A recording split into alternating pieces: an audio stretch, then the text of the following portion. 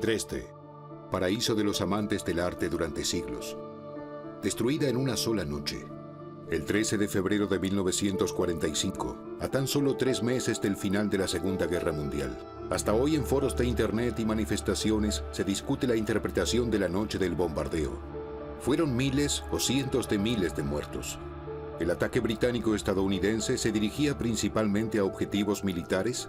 ¿Era estratégicamente necesario en la última fase de la guerra? ¿O el elevado número de víctimas civiles delata un crimen de guerra, la destrucción innecesaria de una ciudad íntegra?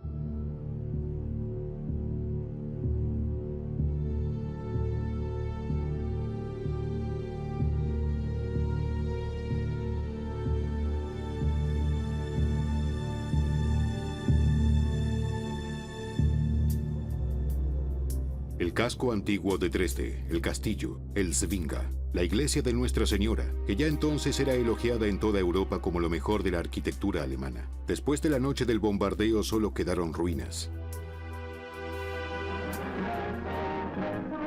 Dresde bombardeada. Tras abrir con este título, el semanario estadounidense United News habla de 650.000 bombas incendiarias y enfatiza la importancia estratégica de Dresde para el transporte de este a oeste y viceversa.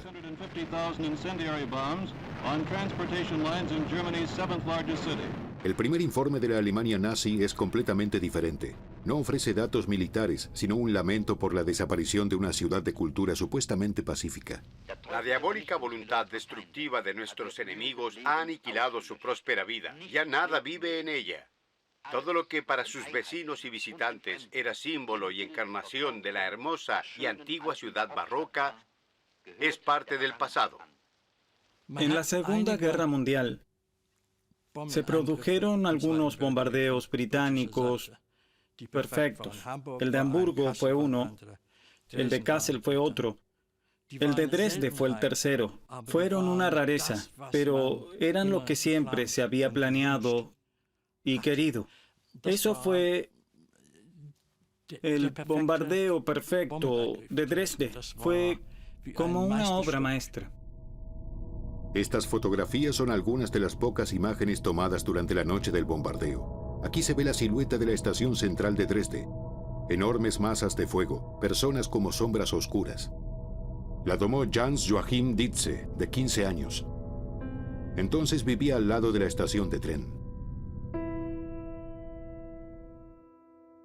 Vivía en el número 2 de la Plaza de Viena, junto a la estación central de trenes, al lado del fantástico y enorme edificio en la esquina en el que, como una burla, se encontraba la oficina de seguros contra incendios. Mi entorno era la magnífica calle de Praga, con sus tiendas de lujo, locales de variedades y centros de entretenimiento. A solo unos edificios está la sede de la Gestapo. Desde la calle Bismarck se organizaba la deportación de los judíos de la ciudad. Pero la estación central de trenes también era sin duda un objetivo militar. Después de todo, Dresde es el principal centro de abastecimiento del frente. Sin embargo, también aquí llegaban los vagones con refugiados del este. De pronto, Hans Joachim Dietze se ve entre ellos.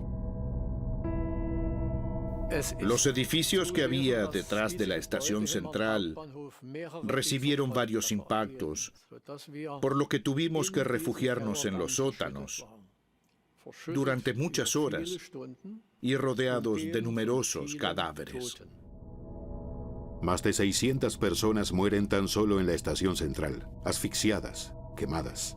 El daño ni siquiera fue aquella inmensa pila de cadáveres. El daño fue que para reparar las tuberías de agua, los conductos de gas y electricidad y las calles, había que traer gran cantidad de materiales y mano de obra que se restaba a los efectivos militares. Destruir la infraestructura de una ciudad es militarmente mucho más efectivo que destruir los cuarteles. Estos pueden recomponerse en un día y medio. Pero si se incendia una ciudad entera, los sobrevivientes tardarán un tiempo en volver a tener una vivienda. Entonces, ¿cuáles eran los objetivos de los más de 1000 aviones enviados a Dresde por británicos y estadounidenses? ¿Dónde debían impactar sus bombas? ¿Qué debían destruir? Lejos de la estación central de trenes, cerca del río Elba, se encuentra Neumarkt, el centro histórico de la ciudad en torno a la iglesia de Nuestra Señora. Gerhard Zimmermann tiene 14 años cuando el símbolo de Dresde se quema y se derrumba. Su casa se alzaba aquí. De niños, él y sus amigos tallaron sus iniciales en la piedra arenisca de la colindante Academia de Arte. Es difícil verlas. GZ está muy difuminado. Este es Wolfgang Test. Y este era Alfred Trautner. Murieron en el ataque de inmediato. No pudieron escapar. Uno vivía en un bloque donde cayó una bomba aérea y el otro vivía en Münzgasse. Nunca salieron de allí. El edificio de apartamentos de Zimmermann se encuentra detrás del Hotel Stadt Petersburg, un hotel de categoría media con vista a la iglesia de Nuestra Señora. Del tercer patio trasero salía un corredor y luego otro. Los baños estaban afuera, así que debíamos recorrer un largo trecho. El agua todavía estaba en el corredor, así que siempre debíamos tener un cubo de agua en la vivienda. Y sobre el corredor había altillos donde se almacenaba el carbón. ¿Se imagina lo bien que se quemó aquella noche con todo aquel carbón? El Neumarkt antes del ataque. Las magníficas fachadas barrocas ocultaban viviendas pobres, algo típico del centro histórico de Dresde. Aquí no hay objetivos militarmente importantes ni recintos industriales, pero toda la zona desaparece bajo la lluvia de bombas. Sé que de mi clase sobrevivieron 3. Todos los demás murieron. Así que nunca hicimos un reencuentro de compañeros de escuela. 70 años después, muchos terrenos cerca del Neumarkt siguieron estando baldíos durante décadas. Recién ahora se están cerrando los últimos espacios vacíos. Antes de que se complete la nueva edificación historicista aquí, en el centro de Dresde, los arqueólogos despejan los antiguos cimientos y sótanos. Susanne Jone dirige las excavaciones frente a la iglesia de Nuestra Señora. En su trabajo entre los restos de los muros, la arqueóloga encuentra una y otra vez rastros de la Segunda Guerra Mundial.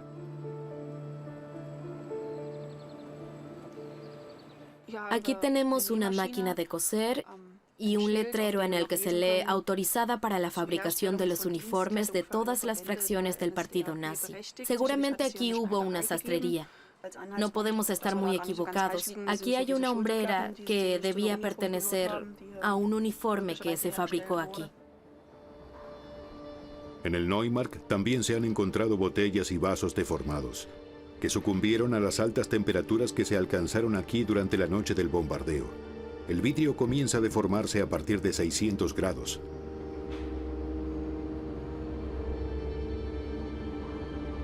La piedra arenisca, el material de construcción preferido en el barroco de Dresde, también les revela a los arqueólogos el calor que debió hacer en los sótanos.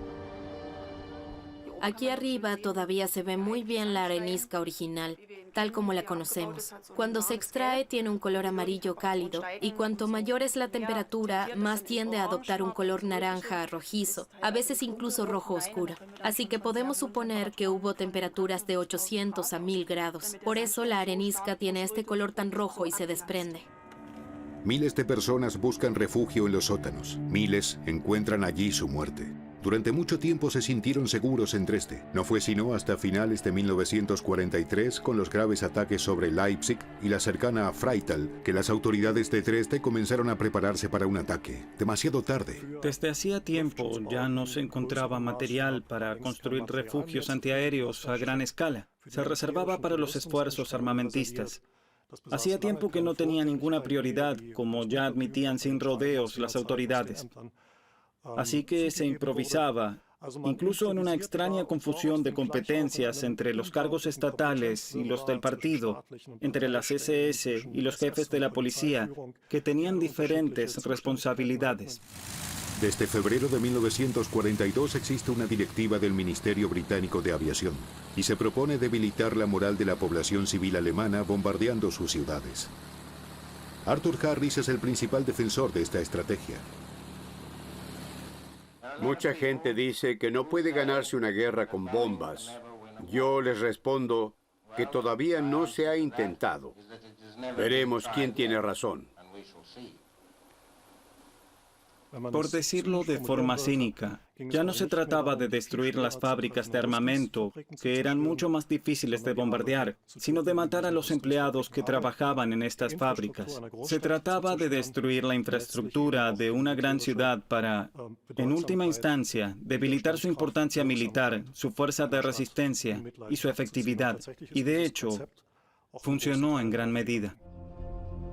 Pocos días antes de la noche de los bombardeos en Dresde, los líderes de la coalición anti-Hitler se reúnen en Yalta. El primer ministro británico Winston Churchill le promete a Stalin que apoyará el avance ruso intensificando los ataques aéreos en el centro de Alemania. Así pretenden crear caos en esa zona y debilitar la voluntad de resistencia de los alemanes. Entre ellos, llaman a esta estrategia bombardeo de moral.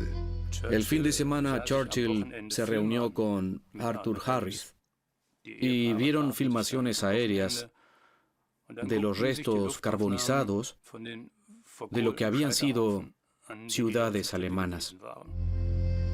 Prácticamente todos los días se bombardean ciudades alemanas. Dresde se considera un bastión nazi. Sin embargo, el hecho de que el 13 de febrero se ponga como objetivo precisamente la capital sajona tiene razones técnicas. Mientras que el este de Alemania estaba cubierto de espesas nubes, se pronostican claros dispersos en el área de Leipzig y Dresde. Así se determina que esa noche solo se podrá hacer un ataque aéreo preciso y efectivo en Sajonia. Churchill quiere cumplir la promesa que hizo en Yalta. Pero con el ataque a Dresde también quiere hacer una demostración de poder.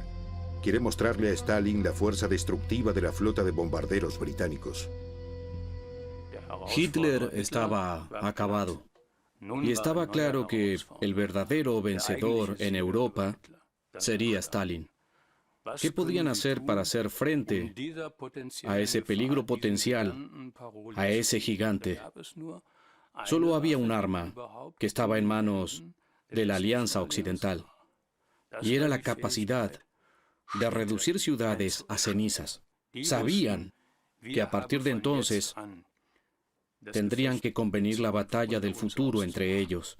Y en ese contexto veo Hiroshima y veo Dresde. Los habitantes de los distritos del casco histórico son ajenos a esas consideraciones. A las 9:15 de la noche suenan las sirenas que alertan de peligro aéreo. Muy pocos vecinos de Dresde creen que podría afectar a su ciudad. Esperan que los bombarderos ataquen uno de los cercanos centros industriales de la Alemania central, como en meses anteriores. En Dresde, prácticamente, no se habían enterado de la guerra. En Leipzig hubo fuertes bombardeos y los habitantes de Dresde no reaccionaron. Además, corrían rumores de que aquí vivía una tía de Churchill y que por eso nada sucedería. Debió ser a principios de enero cuando nuestra arrendadora, la dueña de la casa, hizo renovar toda la escalera. Puso escalones de piedra arenisca, revestida con terrazo y pulida. Unas semanas después, estaba destruida. Christoph Adam, de 14 años, vivía en el distrito de Johanstadt, junto a la plaza de Durero. Es una de las plazas más grandes de Dresde, lejos del centro y de la estación central de trenes. En medio hay espacios verdes, bancos, parques infantiles. El 13 de febrero es martes de carnaval. Los niños de la zona se han disfrazado como todos los años. Nora Lang también es parte del pequeño grupo que esa tarde de invierno pasea alegremente. Recuerdo muy bien que celebré el carnaval con mis amigos de la plaza. Yo iba vestida de holandesa. Mi madre y mi abuela me habían cosido un disfraz, un vestido a cuadros azul y blanco, un delantal blanco almidonado y un gorro. Desde el cuarto piso colgamos serpentinas y farolillos, y por la noche bromeaba diciendo que al día siguiente no lo sacaría, sino que le acercaría una cerilla y lo quemaría. Nora Lang y su amiga Anita John. Ambas tienen 12 años y como Christoph Adam viven en el barrio de Johnstadt de Dresde. Anita John sabe qué debe hacer cuando suenan las sirenas. Con su maleta sigue a sus padres al sótano. Nuestro refugio antiaéreo no era una habitación, sino que era el corredor del sótano. Pero el corredor del sótano no estaba cementado, sino que solo tenía los adoquines. Eran edificios antiguos. También tenían, y eso era obligatorio, recipientes de arena con cubos y una bañera vieja u otros recipientes con agua.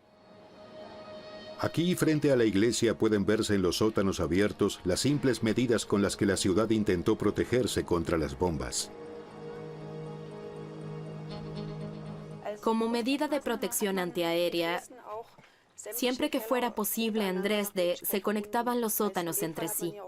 De ese modo, si en un bombardeo el sótano de un edificio quedaba colapsado o bloqueado, los residentes de la casa aún tenían la oportunidad de encontrar una salida a través de estas rutas de escape.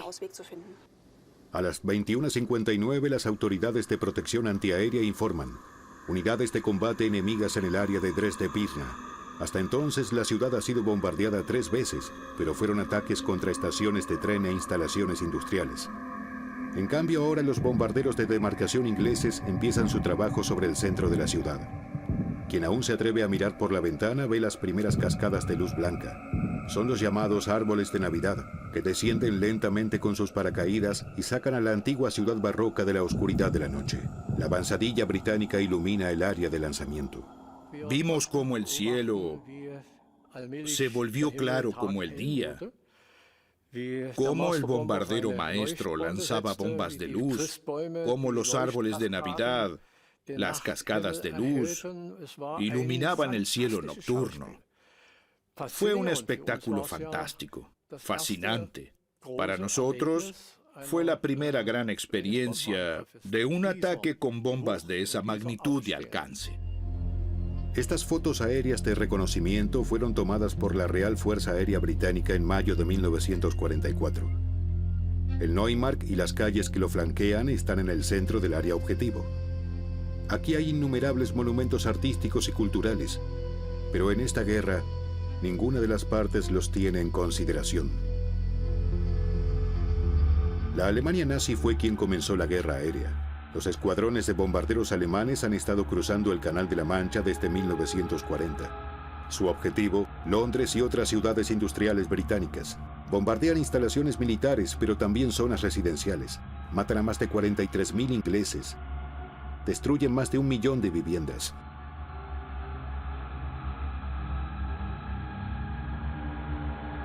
El 14 de noviembre de 1940, la Fuerza Aérea Alemana ataca Coventry. Bombardea una planta de motores de aviones, pero también grandes áreas del centro histórico de la ciudad. 568 personas pierden la vida ese día. La catedral destruida de Coventry se convierte en símbolo de la brutal guerra de los nazis.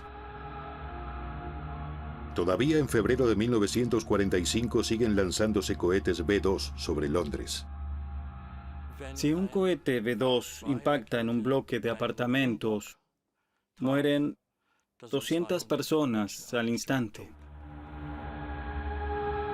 A finales de marzo de 1945 se lanzó el último misil alemán en suelo inglés, 5 semanas después de la destrucción de Dresde.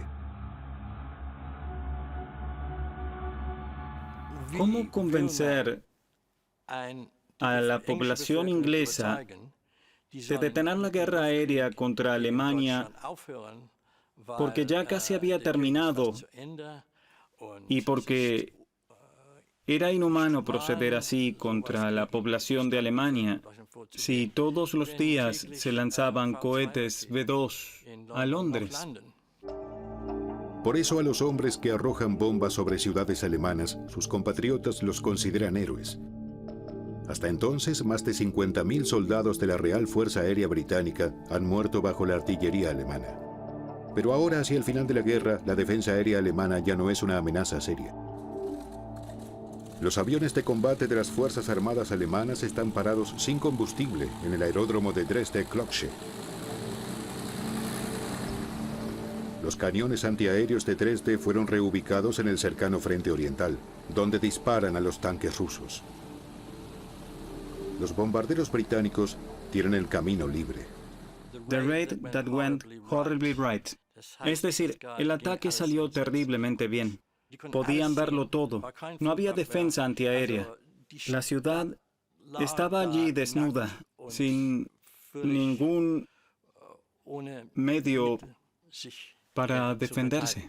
Con sus 3 grandes estaciones de tren, Dresde no es solo un centro de transporte importante estratégicamente. Aquí en el distrito de Halberstadt hay una serie de grandes cuarteles, objetivos militares que podrían ser destruidos. Sin embargo, sobrevivirán prácticamente intactos a esta noche de bombardeo. El verdadero objetivo es el casco antiguo de Dresde, edificios de viviendas, calles, puentes. La idea era provocar despiadadamente el pánico y el caos en el centro de la ciudad. Y por eso el ataque a Dresde tuvo un carácter muy particular. Los oficiales de planificación del Comando de Bombarderos aprendieron a organizar tal espectáculo a más tardar en julio de 1943. Entonces dejaron en ruinas grandes partes de Hamburgo. Fueron afectadas sobre todo zonas residenciales densamente pobladas. 35.000 residentes murieron en pocas horas. Incluso los británicos se sorprendieron. Nunca antes sus bombas habían tenido un efecto tan mortífero. Finalmente parecían haber encontrado la receta del bombardeo de moral. Es lo que llaman tormenta de fuego, que favorecida por el calor del verano y la sequía, abrió su devastador camino por las zonas residenciales de la ciudad hanseática. De ahora en adelante se atizará en otras ciudades: Darmstadt, Kassel, Braunschweig. Ahora tenía que arder Dresde. Los estrategas del Comando de Bombarderos quieren hamburguizar la ciudad. Llevaron a cabo experimentos calculando cuántos abrigos de invierno hay en un apartamento alemán, cuántos libros hay, cuántos juguetes hay, para averiguar la mezcla exacta de bombas incendiarias y explosivos necesaria. El cóctel exacto del material a lanzar se determinó en Estados Unidos, en el desierto de Utah. La mitad de una ciudad japonesa es de papel, así que arde de manera muy diferente a una ciudad alemana. El archivo de la Oficina de Arqueología y Protección de Monumentos del Estado de Sajonia custodia lo que se ha encontrado en las últimas décadas en los sótanos descubiertos del casco antiguo. Miles de objetos, testigos silenciosos de la noche de los bombardeos. Todo lo que los habitantes de Dresde llevaban consigo cuando las sirenas los empujaron al sótano. Monedas, libros, gafas, documentos. Pero también estos soldados, tanques de las Fuerzas Armadas alemanas, cañones, tecnología militar alemana en formato miniatura para llevar el entusiasmo bélico a los pequeños. Juguetes como los que solía encontrar también Christoph Adam hasta 1944 debajo del árbol de Navidad. En ese momento eran muy comunes los juguetes de guerra. Había cañones con detonadores.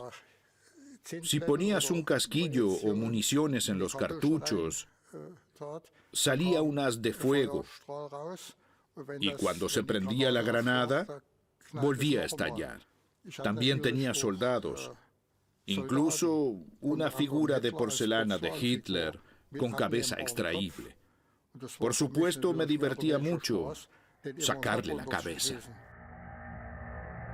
Cuando la primera ola de bombarderos británicos procedentes del noroeste se acercaba a la ciudad cultural sajona, el verdadero Hitler ya estaba desde hacía semanas en su búnker a prueba de bombas.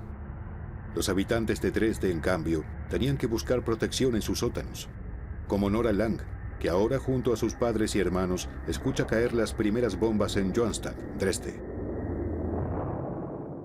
Solo oímos que comenzaba un estrépito terrible. Era un ruido inimaginable y pensé que era el final de la guerra. y que los tanques estaban pasando por encima de nosotros. Era una niña. Creía que ese era el fin del mundo y solo pensaba, nadie nos ayuda, no hemos hecho nada.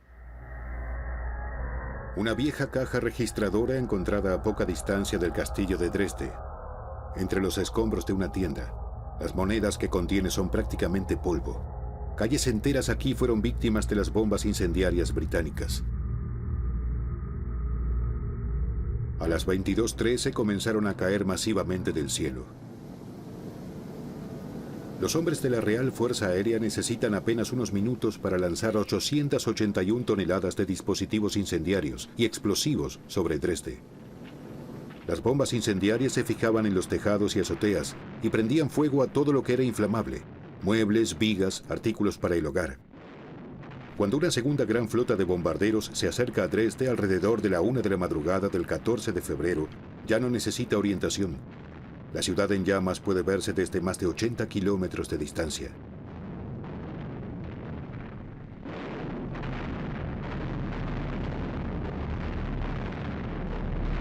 El Hotel Stadt Petersburg, junto al Neumarkt y el apartamento de los Zimmermann, sobrevivieron al primer ataque aéreo prácticamente sin daños. Cuando cesan las detonaciones, Gerhard, de 14 años, no puede permanecer mucho más en el sótano. Todavía teníamos todo. Y era el único muchacho en la casa. Tenía 14 años. Había clavado cartones en todas las ventanas y quería salir a ayudar a la estación, ya que estaba en las juventudes hitlerianas como todos los demás.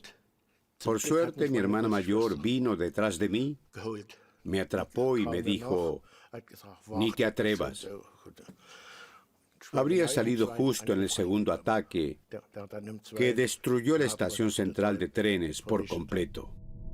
En la plaza de Viena y la estación central ya habían caído bombas durante la primera ola de ataques. El joven Hans Joachim Dietze se había llevado la cámara de la familia al sótano. Y todavía la tenía cuando salió a la calle y vio su edificio en llamas. Mientras las llamas arden a su alrededor, el muchacho de 15 años captura el momento en una imagen.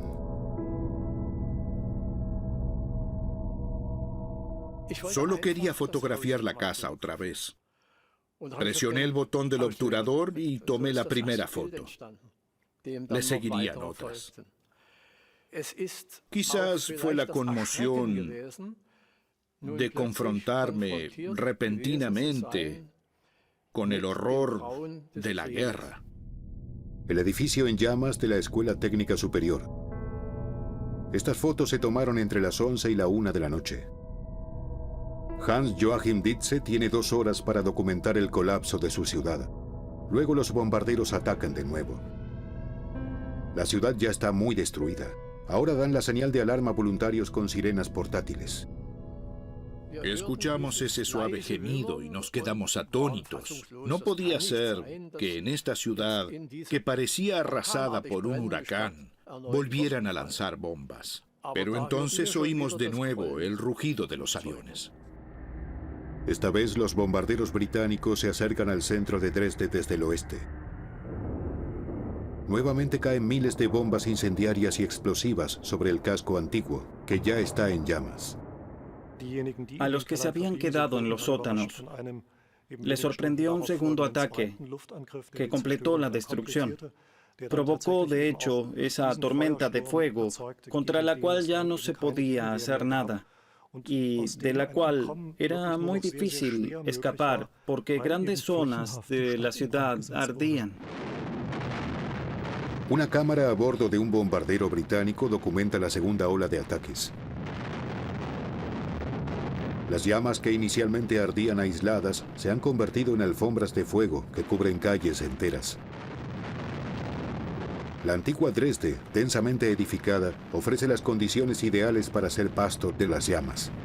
Casi no hay escapatoria para sus pobladores. Esa es la lucha de los residentes de la ciudad que solo tienen un arma. Tienen que encontrar un agujerito, una pequeña salida en ese infierno, en esa red ardiente que cubre la ciudad. Y algunos tienen asma, o llevan 2 niños pequeños en los brazos, o tienen una pierna de madera, o tienen más de 80 años. Están a punto de comenzar esa lucha. Y ya está claro quién ganará y quién perderá. El libro de familia de Gerhard Zimmermann refleja que fue bautizado en la iglesia de Nuestra Señora. Ahora el símbolo de Dresde está en llamas, al igual que la casa de sus padres. Se quemó toda nuestra casa. El humo empezó a entrar en el sótano y apenas podíamos respirar. Tal como era obligatorio, allí había un barril de agua que estaba allí desde 1939. Se puede imaginar lo podrida que estaba. Aún así mojamos los pañuelos y nos los pusimos delante de las bocas para poder respirar y salir, mientras aún caían las bombas. La misma hora en Jonstad, donde vivían Anita John, Nora Lang y Christoph Adam. Una zona puramente residencial, lejos de la estación de trenes y del centro. Aquí también calles enteras se cubren de dispositivos incendiarios y explosivos. Prácticamente ninguna casa sobrevivirá a la segunda ola de ataques. Cientos de residentes son sorprendidos por la tormenta de fuego. Mi padre y mi madre pensaron que podrían salvarnos. Mi padre me había tomado en brazos, pero la tormenta de fuego era tan grande, tan fuerte, que mi padre... Bueno, si no hubiese sido por él, yo no estaría aquí hoy. Mi padre le dijo a mi madre, atrás, atrás, y regresamos al sótano. Fue un breve intento de salvarnos, pero no funcionó. Era una tormenta de viento y fuego, como atravesar una tormenta de chispas. Lo recuerdo bien. Fue imposible. Estas son imágenes de la tormenta de fuego de Hamburgo, que fue el modelo para el ataque a Dresde. Ahora también se desatan las llamas en Jonstad. En el sótano ya apenas hay aire, el calor es insoportable. El padre de Anita John busca desesperadamente una ruta de escape. Lo recuerdo exactamente. Me caí delante de mis padres y les dije que me iba a quedar allí. Y lo último que escuché fue que mi padre le dijo a mi madre, Lotte, Anita quiere quedarse aquí. Y ella respondió, entonces nos quedamos todos. Eso fue todo. Anita John perdió el conocimiento por horas. No se asfixió como los demás ocupantes del sótano gracias al paño mojado que se había puesto en la cara para protegerse. La tormenta de fuego aspiró el oxígeno de los sótanos. Las llamas y el humo se extendieron en el laberinto subterráneo a una velocidad frenética. Las imágenes que surgieron después del ataque dan una idea del drama que tuvo lugar esa noche. Y los relatos de los sobrevivientes. Delante de nosotros sacaron del sótano a una joven madre con un niño pequeño. Afuera nos gritaban, a la derecha no. No corran hacia el fuego. A la derecha ardía todo el vestíbulo de la estación central. La estructura de hierro del vestíbulo ardía y se veía de color rojo oscuro. Pero la tormenta de fuego iba en esa dirección. Allá donde el fuego tenía más furia, hacia allí se dirigía la tormenta de fuego. Entonces vi que la mujer no se arrastraba hacia la izquierda como nosotros, sino que corría hacia la derecha. De repente se alzó del piso con su hijo. Como un ángel se alejó flotando. Solo vimos el resplandor del fuego. Ella ya no estaba. Cuando amanece el 14 de febrero, el centro de la ciudad está envuelto en un espeso humo. Desde los cuarteles de las Fuerzas Armadas alemanas que se salvaron de las bombas, se envían 2.000 soldados al centro de la ciudad para apoyar a las fuerzas de rescate completamente superadas. Entre las inestables paredes de las viviendas y los artefactos sin detonar, buscan heridos y personas enterradas, arriesgando sus propias vidas. En medio de los trabajos de rescate se escuchan nuevamente ruidos de motor. Esta vez son los estadounidenses. Poco después de las 12 aparecen más de 300 bombarderos B-17 sobre la ciudad, el tercer ataque. Los objetivos oficiales de los bombarderos estadounidenses son la estación de reparación de trenes y la estación de trenes Friedrichstadt en el oeste de Dresde. En solo 13 minutos caen otras 775 toneladas de bombas sobre esta área urbana de Dresde, que hasta ahora no había sufrido daños. La estación de trenes de Friedrichstadt, el verdadero objetivo militar, no sufre daños notables. 3 grandes ataques. Eso fue terrible. Especialmente para una población como la de Dresde, que tenía poca experiencia con la guerra aérea. No sabían qué hacer. Las personas tenemos límites psicológicos y creo que para la tarde del 14 de febrero, este límite ya se había sobrepasado para la mayoría de los habitantes de Dresde. La ciudad había sido incapaz de proteger a sus ciudadanos de las bombas. Sin embargo, la retirada de los cadáveres se organiza de manera ejemplar. Se envía a los escombros a prisioneros de guerra y trabajadores forzados para recuperar los cuerpos de víctimas de las bombas. Los muertos son alineados y registrados en las calles. Anita John puede salir de los escombros por sus propias fuerzas. Y luego, a sus 12 años, tiene que identificar los cuerpos de sus padres. Todo lo que le queda de su madre y de su padre son sus anillos de boda. Mis padres yacían allí y parecían dormidos. No estaban desfigurados en absoluto.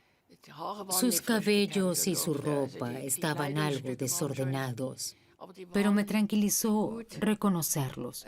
Parece ser que se asfixiaron. Un hombre me puso los anillos en la mano y esa fue la situación más horrible que he vivido. Entonces supe que me había quedado sola. Lleva mucho tiempo retirar los cuerpos del centro de la ciudad completamente destruido. El riesgo de epidemias aumenta cada día. A principios de marzo, los soldados erigen en Altmark enormes estructuras de metal. Encima se apilan hasta 500 cadáveres en cada una. Les echan gasolina y los queman. 4 semanas después del ataque, se recuperaron 18.375 víctimas del bombardeo. En total, según informa el jefe de policía de Dresde a Berlín, se calcula que haya hasta 25.000 muertos. Sin embargo, el Ministerio de Propaganda del Reich mantiene estos números bajo llave, y es que los líderes nazis quieren usar el valor simbólico de Dresde destruida para una última movilización moral. El ministro de Propaganda, Joseph Goebbels, intencionalmente hace circular que murieron allí 200.000 personas o más. Los periódicos extranjeros se hacen eco de esa cifra inventada y la difunden. Se crea el mito de Dresde. Y en la Radio Nacional Socialista se hace un último intento de alimentar la voluntad de los alemanes de resistir. Nunca había visto una ciudad donde la criminal voluntad destructora de nuestros enemigos fuera tan satánica como aquí en Dresde. A principios de 1945, a los responsables de propaganda del Estado nazi ya no les quedaban muchos cartuchos. Solo podían sembrar miedo y esperar que funcionara de alguna manera hasta que ocurriera algún milagro. El milagro no sucede. 11 semanas después del ataque a Dresde, la Fuerza Armada Alemana se rinde. En total, 500.000 de personas mueren en Alemania bajo las bombas aliadas. Prácticamente ninguna ciudad sale ilesa. Y sin embargo, es sobre todo la destrucción de Dresde la que se graba en la memoria colectiva. El mito de la ciudad cultural presuntamente inocente. Dresde es para los alemanes la inocencia personificada. Dios mío, ¿y qué han hecho? Si la ciudad es una obra de arte, tiene cuadros de Canaletto. Allí no hubo SS ni exterminio de judíos ni nada. Solo Canaletto, claro. Después del final de la guerra, este mito persiste a ambos lados de la cortina de hierro. Circulan números erróneos de víctimas. En Occidente se reprocha principalmente la pérdida cultural. En la RDA, la propaganda denuncia el supuesto crimen de guerra de los aliados occidentales. En el día de conmemoración de la destrucción de Dresde, el dolor se mezcla con el odio hacia los autores de aquel asesinato en masa sin sentido.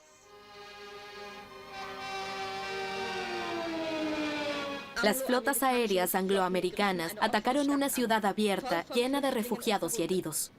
45.000 muertos, según el informe oficial. Pero fueron más, muchos más. Un análisis sistemático y objetivo de la devastadora noche del bombardeo comienza recién en 2004. La ciudad de Dresde convoca a una comisión de historiadores, ya que todavía se discute dentro y fuera de la ciudad sobre el curso del ataque y el número real de muertos. Después de 6 años de trabajo, los expertos presentan su informe final. Según sus conclusiones, entre 18.000 y 25.000 personas murieron en el ataque aéreo. Si se miran otras ciudades seriamente afectadas, como Hamburgo, donde 35.000 personas murieron en 2 días, o Pforzheim, con 18.000 muertos, Dresde pierde su singularidad, puramente en cuanto al número de víctimas. En un punto, sin embargo, Dresde conserva su peculiaridad, y se trata de la fuerte carga simbólica propagandística de lo sucedido en Dresde en febrero de 1945, en Alemania Oriental, pero también en Alemania Occidental, en Europa, en el mundo. Durante décadas, las ruinas de la iglesia de Nuestra Señora recordaron el bombardeo de Dresde. Su reconstrucción comenzó recién en 1994. Hoy vuelve a dominar sobre el Neumarkt. Para muchos vecinos ancianos de Dresde, al menos parece cerrarse la herida que se abrió en el paisaje urbano la noche del bombardeo. Nunca pensamos que la reconstruirían, pero hicimos todo lo posible para lograrlo. Y llegó el momento. Y después de tantos años, ahí está. Entonces mi nuera me preguntó, ¿qué te parece? Y le dije, pues mira, me parece hermosa. Pero antes ya lo era.